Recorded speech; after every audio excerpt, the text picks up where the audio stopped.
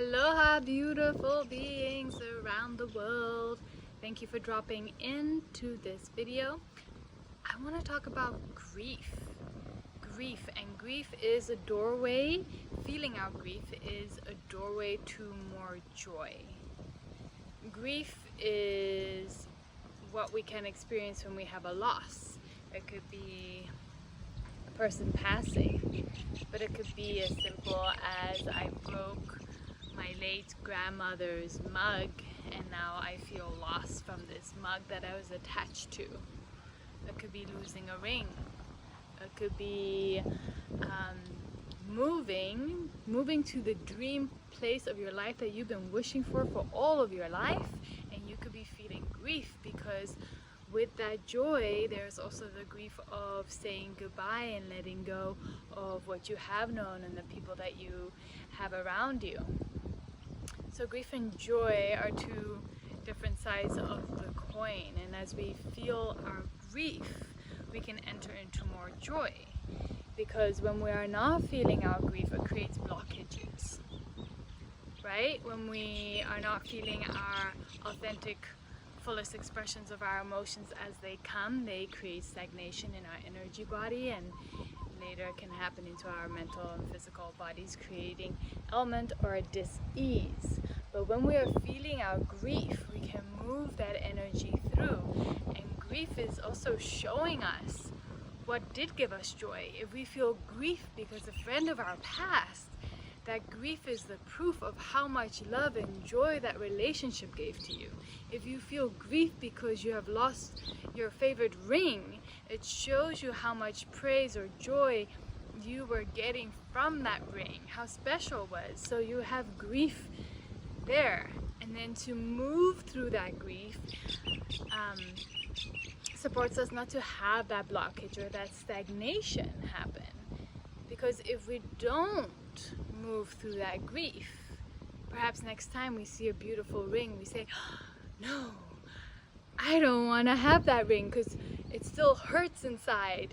And when I see any ring, it triggers this pain that I have not felt, that I don't want to feel, and I don't want to feel it again. So I'm going to stay away from all rings now. When actually rings gave you a lot of joy, when actually it opens your heart, but now you've come into a place of contraction, of trying to stay, an illusion of trying to stay safe by not feeling. Just as when we move through romantic relationships and we do not fully grieve and let go of our previous relationship, we are bringing that blockage into our life, that stagnation. And then we encounter a new person. And all these triggers happen from the grief that we didn't feel or the fear of being in a relationship, so we want to push that away, and it's really just keeping us away from more joy and more love. If we feel that grief and we move that energy, we can have even more joy and appreciation for our past ones, and just be in that moment of celebrating their life. And celebrating and appreciating, being so grateful for that person or that ring or that mug that we did have. And once we encounter a new person, a new love, a new ring, a new mug, we can come into even greater joy because we know how to fully appreciate it with a whole new level of understanding and appreciation, whole new nuance that we only could get from going through that wave of the grief, bringing us to more joy. And the more we can feel our grief, the depths of how much we feel our grief shows the depth of how much we can feel our joy, and so as you feel your grief and you go through cycles of grief, it supports you to be able to receive and feel more joy, and vice versa. Yeah, they work together in tandem, expanding ourselves. And so it's really beautiful and important to feel grief. And sadly, in the world that we live in, often in society, it is shunned upon to be in grief. In some tribes around the world, maybe like in Thailand, for example, when the king dies, everyone wears, I think for 1 month, correct me if I'm wrong, they wear black, or a few months they wear black clothing, and then if you work for the country itself or the state, then you wear grief for a whole year. And this is grief, you wear black for a whole year, and this is to honor the grief that is there. There's in tribes that a woman, maybe if they lost their husband, you wear black for 3 days, you are in mourning, and to really honor this grief, this emotion that is there, because there is gold and it creates more health as we go through it.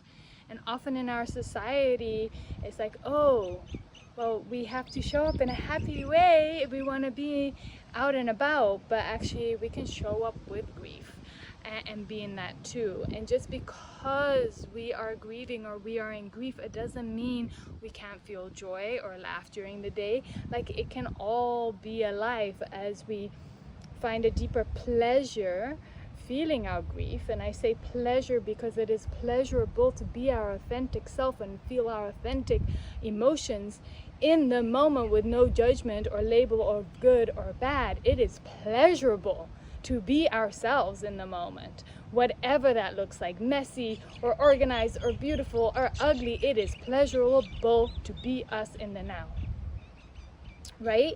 And so yeah, when we go out in society, sometimes grief is not welcome, or we have a story that we are not lovable. If we are coming with grief, we have to show up in a certain way. And so, like, letting go of those masks and allowing ourselves to be in grief and allowing ourselves to feel grief. Nothing's wrong with us. It's okay to feel grief. It's natural, it's healthy. It's a sign of health to feel grief. It's a sign of celebration if someone is feeling grief, because they are going through a healthy cycle right now. Sadly, no one told me about grief growing up. And when I went through different romantic relationships, after the breakup, I was going to certain depressions that I didn't understand. Suppression of emotion equals depression state. And so maybe for 2 weeks, 3 weeks, I would just be emotionally eating and really disconnected, not talking to anybody, sleeping a lot. And no one taught me that, oh, what I was experiencing is grief. It is okay, it is natural, it is important to do, it is supporting me to more health and ultimately for more heart opening and joy and pleasure in life. Nobody taught me that. And so it was a very painful experience. And this is how often people, I'm just going to do romantic relationships because it's such an easy example, how often people go in and out of romantic relationships and then they're like, oh, I never want to love again, or like, it's dangerous to love, or like, I never want to be in a relationship, it hurt my heart so much. And when I hear those things, it's because they have not gone through the full cycle of grief. They haven't gone, there's still pain there, there's still blockage, there's still stagnation, there's still dis-ease in the heart space and in the body of unexpressed emotion. And then we are blocked for more beautiful experiences. As I've learned to move through my grief, especially after romantic connections, and I'm just like, all right, well, it's grief time, and I honor and go deep in that grief. And take different moments in nature to be with that grief, to dance with my grief. I do grief dancing, which is a beautiful practice to move it through the body. And as I do so, what I notice after each relationship, my heart is even more open than before. And what I call in next is like the next highest version of a romantic partner that is perfectly aligned for me. Like, and I know through going through these cycles multiple times now that as I honor and feel the full grief, I can only next be in connection with a romantic partner that is the next best version that is in alignment for me. That is the only way that can work. And it's shown that over and over again. So grief. Yes, I do. I offer a practice. I do a practice. It channeled through me one day some years back around grief dancing and moving grief through dance in the body, and that can be such a beautiful thing. There are beautiful, amazing people around the world that are holding grief circles or just grieving with a puja, for example, like a fire ceremony, or just having a date with ourselves. I just had a date with myself an hour before making this video to feel some grief. I've had some grief in my heart over a few things. I've moved and done a lot of things in this last month, a lot of change. And with change, there's also a loss in letting go of stuff, and then there's grief that can be honored there. And so I had this beautiful place under a tree, just by the ocean, and just felt my grief and letting my tears run and celebrating myself for that. Yeah. So that is what I want to share about grief, and how feeling our grief is the gateway to deeper depth of joy, ultimately of liberation and freedom.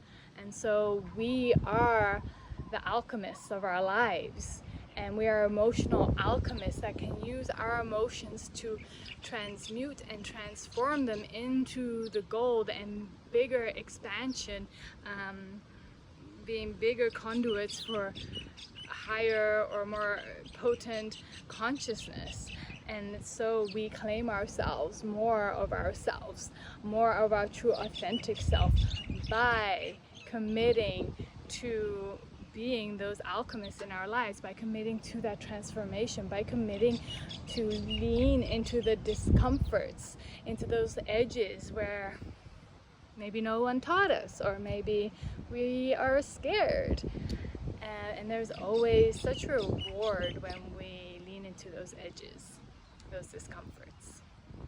So that's what I want to share about grief today. Yeah, if you want to share part of your grief journey with me, I love reading any comments.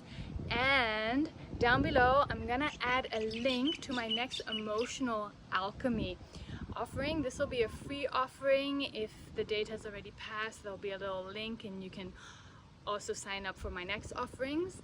And emotional alchemy is alchemizing our emotions through embodied movements, somatic tracking, somatic meditation and movement, through breath work, presence, and just a whole bunch of love and choice. So if you want to know more about that, check out the link below. I'd love to connect with you in that way. All right, for now, many blessings to your day. Ba ba ba ba ra ba ba. Yay!